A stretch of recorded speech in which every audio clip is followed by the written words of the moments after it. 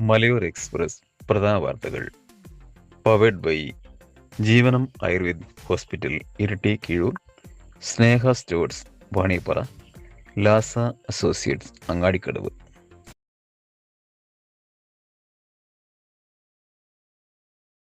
JEE NEET പരീക്ഷാ രീതിയിൽ മാറ്റത്തിന് നിർദ്ദേശം.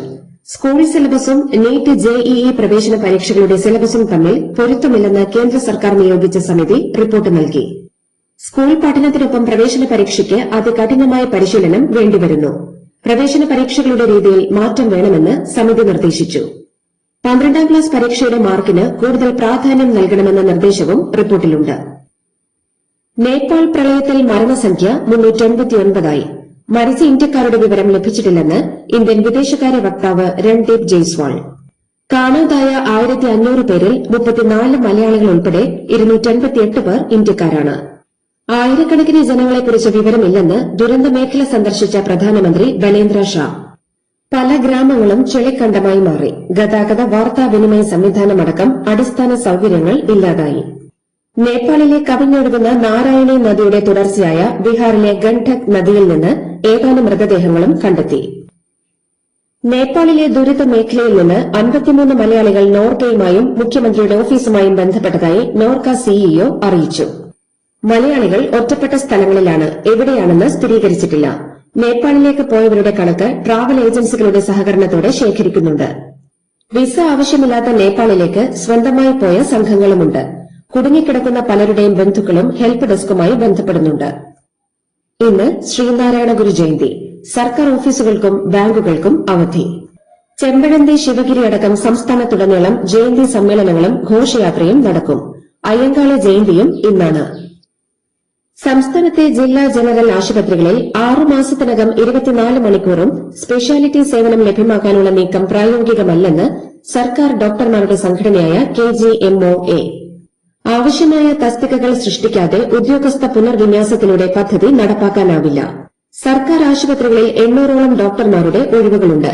ഇതിനു പുറമെ സ്പെഷ്യലൈസ് ചെയ്ത ഡോക്ടർമാരെയും നിയമിക്കണമെന്നും അസോസിയേഷൻ ആവശ്യപ്പെട്ടു. സുകുമാരക്കുറുപ്പ് ബ്രൂണയിൽ ജോൺ മേനോൻ എന്ന പേരിൽ ജീവനോടെയുണ്ടെന്ന അഭ്യൂഹത്തെക്കുറിച്ച് അന്വേഷിക്കാൻ കേരള പോലീസ് ഇന്റർപോളിന് കത്ത് നൽകും. സുകുമാരക്കുറുപ്പ് ജീവിച്ചിരിക്കാൻ സാധ്യതയില്ലെന്ന നിഗമനത്തിൽ 42 വർഷം നീണ്ട അന്വേഷണം അവസാനിപ്പിച്ച് ക്രൈംബ്രാഞ്ച് മേധാവിക്ക് റിപ്പോർട്ട് നൽകാനിരിക്കെയാണ് പുതിയ വിവാദങ്ങൾ ഉയർന്നത്. ഓട്ടോറിക്ഷയ്ക്ക് ഫിറ്റ്നസ് സർട്ടിഫിക്കറ്റ് ലഭിക്കാത്തതിന് ഓട്ടോ ഡ്രൈവർ ജീവനൊടുക്കി. മലപ്പുറം കിഴിശ്ശേരി മുണ്ടംപറമ്പ് സ്വദേശി ഷൌക്കത്താണ് മരിച്ചത്. ഏജന്റിനെ ഒഴിവാക്കി 10 മാസമായി കൊണ്ടോട്ടി സബ് RT ഓഫീസിൽ കയറിയിറങ്ങി. ഫിറ്റ്നസ് തരാതെ പലതവണ തിരിച്ചയച്ച മോട്ടോർ വാഹന വകുപ്പാണ് തന്റെ മരണത്തിന് ഉത്തരവാദിയെന്ന് ഫേസ്ബുക്കിൽ കുറിച്ചിരുന്നു. ഉദ്യോഗസ്ഥരുടെ ഭാഗത്ത് വീഴ്ചയുണ്ടോ എന്ന് അന്വേഷിക്കാൻ ഗതാഗത വകുപ്പ് സെക്രട്ടറി TV അനുപമയെ സർക്കാർ നിയോഗിച്ചു. രൂപമാറ്റങ്ങൾ മൂലമാണ് ഫിറ്റ്നസ് നൽകാതിരുന്നതെന്നാണ് ഗതാഗത കമ്മീഷണറുടെ റിപ്പോർട്ട്. കൂത്താട്ടുകുളം കാക്കൂരിൽ വിവാഹ സംഘവുമായി പോയ ടൂറിസ്റ്റ് ബസ് മറിഞ്ഞ് 35 പേർക്ക് പരിക്കേറ്റു. 4 പേരുടെ നില ഗുരുതരമാണ്. മുന്നിലെ ഇരുചക്ര വാഹന യാത്രക്കാരൻ വലതുവശത്തെ പെട്രോൾ പമ്പിലേക്ക് കയറാൻ പെട്ടെന്ന് ശ്രമിച്ചതാണ് അപകടത്തിനിടയാക്കിയത്. ഇരുചക്ര വാഹന യാത്രക്കാരനെ ഇടിക്കാതിരിക്കാൻ ബസ് വെട്ടിച്ചതോടെ പെട്രോൾ പമ്പിന്റെ മുൻഭാഗത്തേക്ക് ഇടിച്ചു കയറി മറിയുകയായിരുന്നു. MBBSന് 4.5 വർഷത്തെ ഫീസ് മാത്രമേ വാങ്ങാവൂ എന്ന ഉത്തരവ് ഹൈക്കോടതി സ്റ്റേ ചെയ്തതിനെതിരെ സംസ്ഥാന സർക്കാർ ഹൈക്കോടതി ഡിവിഷൻ ബെഞ്ചിൽ അപ്പീൽ നൽകും. അപ്പീൽ വൈകുന്നത് മാനേജ്മെന്റുകളെ സഹായിക്കാനെന്ന ആക്ഷേപം ഉയർന്നിരുന്നു. തിരുവനന്തപുരം, കൊല്ലം ജില്ലകളിൽ ഇന്ന് കള്ളക്കടൽ പ്രതിഭാസമുണ്ടാകുമെന്ന് മുന്നറിയിപ്പ്. 1 മീറ്ററിലേറെ ഉയരത്തിൽ തിരമാലകൾ ഉണ്ടാകും.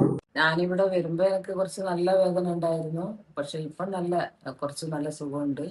പിന്നെ ഇവിടുത്തെ തെറാപ്പിസ്റ്റിന്റെ മറ്റേ തടവലെല്ലാം നല്ലത് സൂപ്പറായിട്ട് നല്ലോണം തടവി, അവരെ തടവൽ കൊണ്ട് തന്നെ കുറെ രോഗങ്ങൾ കുറച്ച് മാറ്റും. ജീവനം കീഴൂർ, ഇരിട്ടി. ഓർത്തഡോക്സ് സുറിയാനി സഭയ്ക്ക് 4 മെത്രാപ്പൊലീത്തമാരെ തെരഞ്ഞെടുത്തു. Father Eldhose AA, Father Samji T George, Father Shibu Venad Mathai, Father Thomas Paul റംബാൻ എന്നിവരാണ് നിയുക്ത മെത്രാപ്പൊലീത്തമാർ. അസോസിയേഷൻ പ്രസിഡന്റായ പരിശുദ്ധ ബസേലിയോസ് മാർത്തോമ മാത്യൂസ് തൃതീയൻ കാത്തോലിക്ക ബാവയാണ് പേരുകൾ പ്രഖ്യാപിച്ചത്.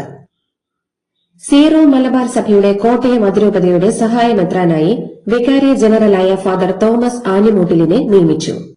സിനഡിന്റെ തീരുമാനത്തിന് വത്തിക്കാന്റെ അംഗീകാരം ലഭിച്ചതോടെ major archbishop Mar Raphael തട്ടിലാണ് പ്രഖ്യാപനം നടത്തിയത്.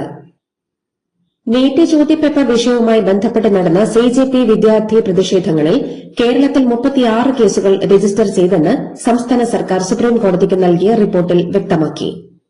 ഏറ്റവും കൂടുതൽ കേസുകൾ രജിസ്റ്റർ ചെയ്ത തിരുവനന്തപുരത്ത് 10 കേസുകളുണ്ട്.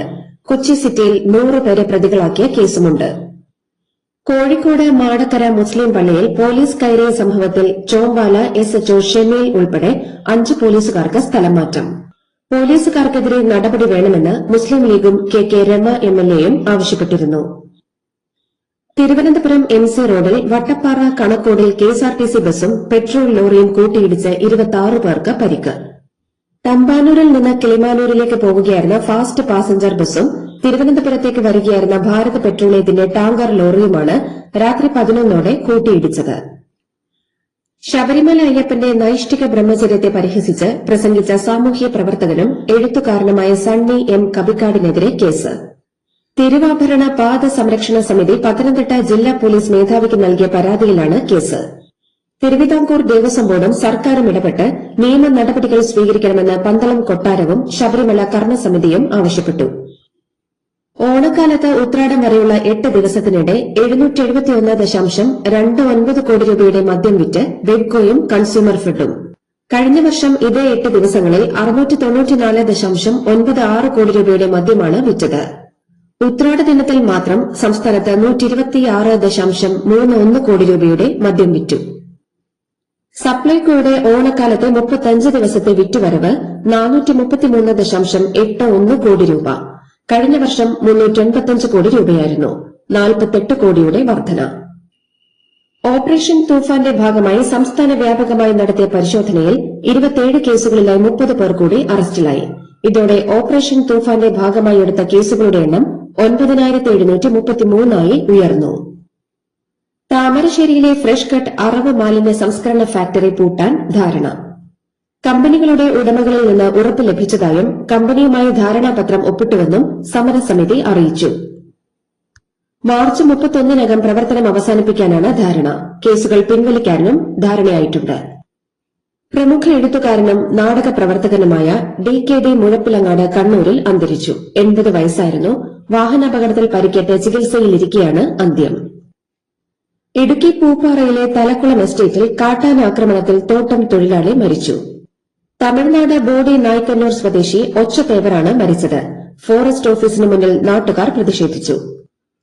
ഷാർജയിൽ താമസ സ്ഥലത്തെ കെട്ടിടത്തിന്റെ 3ാം നിലയിൽ നിന്ന് വീണ് 7 വയസ്സുകാരിയായ മലയാളി പെൺകുട്ടി മരിച്ചു. മുബാറക് അലിയുടെയും മുർഷിദയുടെയും ഏകമകൾ സഫ മുബാറക്കാണ് മരിച്ചത്. BJP മുൻ MPയും മാധ്യമ പ്രമുഖനും സി ഗ്രൂപ്പ് സ്ഥാപകനുമായ സുഭാഷ് ചന്ദ്ര വിവിധ ധനകാര്യ സ്ഥാപനങ്ങളിൽ തിരിച്ചടയ്ക്കാനുള്ള 22,000 കോടി രൂപയുടെ കടബാധ്യത നാഷണൽ കമ്പനി ലോ ട്രിബ്യൂണൽ 6.5 കോടി രൂപ മാത്രമാക്കി ഇളവ് നൽകി. IBC നിയമപ്രകാരമാണ് കേസ് ഒത്തുതീർപ്പാക്കിയത്. അതേസമയം നാഷണൽ കമ്പനി ലോ ട്രിബ്യൂണലിന്റെ വിവാദ ഉത്തരവിനെതിരെ ലോക്സഭാ പ്രതിപക്ഷ നേതാവ് രാഹുൽ ഗാന്ധി രംഗത്തെത്തി.